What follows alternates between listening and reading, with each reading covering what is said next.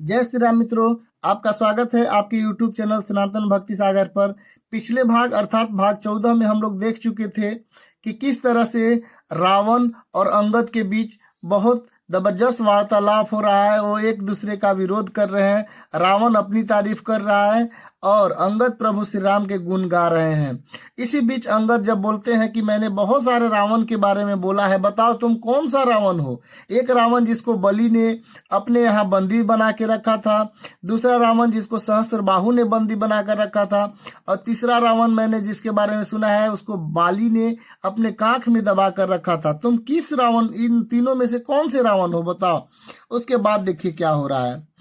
सुन सठ सोई रावण बलशीला, हर गिरि जान जासु भुज लीला, जान उमापति जासु सुराई, पूजे उजे सिर सुमन चढ़ाई। अब देखिए रावण कहता है, अरे मूर्ख सुन, मैं वही बलवान रावण हूँ जिसकी भुजाओं की लीला करामात कैलाश पर्वत जानता है, जिसकी सूरता उमापति महादेव जी जानते हैं, जिन्होंने अपने सिर रूपी पुष्प चढ़ाकर पूजा था। तो रावण बोलता है कि सुनो, मैं कौन सा रावण हूँ, मैं वही रावण हूँ और वही बलवान रावण हूँ जिसके भुजाओं की करामात कैलाश पर्वत जानता है। एक बार रावण ने अपने भुजाओं से कैलाश पर्वत को भी उठा लिया था, उसका बात कहता है वो। और वो बोलता है कि जिसका गाथा उमापति महादेव जी जानते हैं, और मैंने अपने सिर को पुष्प समझकर चढ़ाकर पूजा किया था, मैं वही रावण हूँ। और बात सत्य है कि उसने अपना सिर काट काट कर प्रभु को चढ़ाया था जब वो पूजा कर रहा था। तो बोल रहा है कि मैं वही रावण हूँ। उसके बाद देखिए क्या कह रहा है। सिर सरोज निज करन ही उतारी, पूजे अमित बार त्रिपुरारी, भुज विक्रम जानहि दिगपाला, सठ आजहु जिन के उरसाला। वो बोलते हैं सिर रूपी कमलों को अपने हाथों से उतार कर मैंने अनगणित बार प्रभु शिव जी को पूजा की है। अरे मूर्ख, मेरी भुजाओं का पराक्रम दिक्पाल जानते हैं, जिनके हृदय में आज भी मैं चुभ रहा हूँ।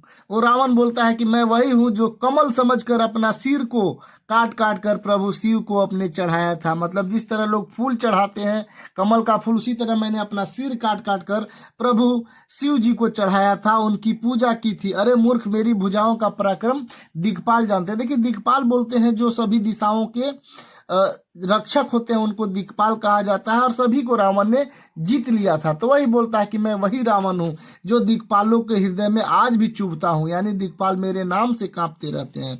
जानहि दिग्गज उर कठिनाई, जब जब भीरऊं जाई बरी आई, जिनके दसन कराल न फूटे, उर लागत मुलक यू टूटे। दिग्गज आशाओं के हाथी मेरे छाती की कठोरता जानते हैं, जिनके भयानक दांत जब जब से जबरदस्ती भिड़ा, मेरी छाती कभी नहीं फूटे, लेकिन अपना चिन्ह भी नहीं बना सके, बल्कि मेरी छाती से लगते ही मूली की तरह टूट गए। रावण बोलता है कि बड़े से बड़े योद्धा जब भी हमसे हाथी के जैसा टकराए, मेरे छाती को तो कुछ नहीं हुआ, बल्कि उन्हीं को चोट लगा। वो अपने बारे में बताता है। जासु चलत डोलती इमी धरनी,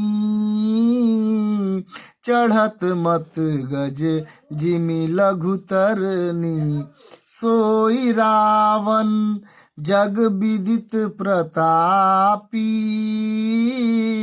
सुने ही न श्रवण अलिक प्रलापी। जिसके चलते समय पृथ्वी इस प्रकार हिलती है जैसे मतवाले हाथी के चढ़ते समय नाव। मैं वही जगत प्रसिद्ध प्रतापी रावण हूँ। अरे झूठी बकवाद करने वाले, क्या तूने मुझको कानों से कभी नहीं सुना। अर्थात वो बोलता है कि जिसके चलने से, रावण अपने बारे में बोल रहा है कि जिसके चलने से पूरी पृथ्वी हिलती है, और जब मतवाले हाथी की तरह, जब उसी तरह हिलती है जैसे कोई हाथी नाव में चढ़ता है तो नाव हिलने लगता है। मैं वही जगत प्रसिद्ध प्रतापी रावण हूँ। अरे झूठी बकवास करने वाले, तूने अपने कानों से कभी ये सब बात नहीं सुना है, ऐसा बोलता है रावण। उसके बाद देखिए क्या होता है। दोहा है, तेहि रावण कह लघु कहसी नर कर करसी बखान, रे कपि बर बर खरब खल अब जान तव ज्ञान, अब जान तव ज्ञान। अर्थात उस महान प्रतापी जगत प्रसिद्ध रावण को जो तू छोटा कहता है, मनुष्य की बड़ाई करता है, अरे दुष्ट असभ्य तुच्छ बानर, अब मैंने तेरा ज्ञान जान लिया है। वो बोला कि तुमने मेरे बारे में नहीं सुना, और उस छोटे से तुच्छ मनुष्य यानी राम जी की बड़ाई करता है मेरे सामने। मैं तुझे अब अच्छी तरह से जान गया हूँ, और तेरा ज्ञान भी जान गया हूँ कि तुझे कितनी जानकारी है, ऐसा रावण बोलता है। सुनी अंगद सकोप कह बानी,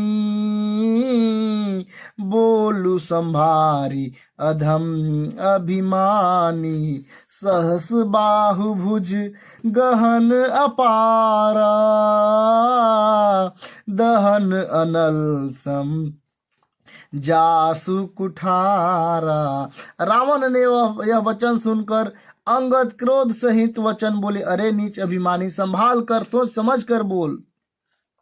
जिसका फरसा सहस्र बाहु भुजाओं के रूपी अपार वन को जलाने के लिए अग्रिम समान था।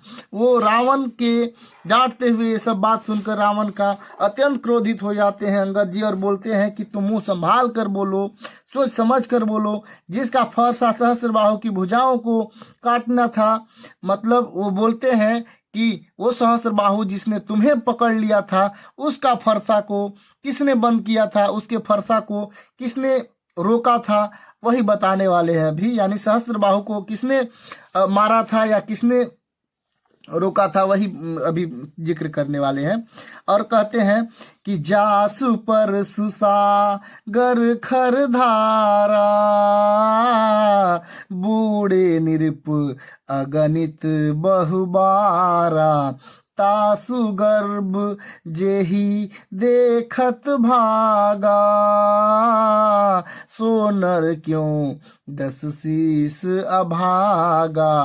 वो बोलते हैं कि सहस्र बाहु जो सभी को मार रहा था, राक्षस था, अत्यंत खतरनाक था, जिनके फरसा रूपी समुद्र की तीव्र गति धारा में अनगणित राजाओं को अनेकों बार डूब गए, उन परशुराम जी का कर जिन्हें देखते ही भाग गया, अरे वह भागे 10 शीसा मनुष्य क्यों कर हैं। अर्थात वो बोलता है कि जो परशुराम भगवान जो किसी के रोके नहीं रोक रहे थे, उनका जो गर्व था वो चूर किया था प्रभु श्री राम ने। उनको देखते ही, जैसे ही परशुराम ने प्रभु श्री राम को देखा था, उसके बाद से उन्होंने अपना फरसा रख दिया था। उनको देखने के बाद ही उन्होंने अपना फरसा रख दिया था।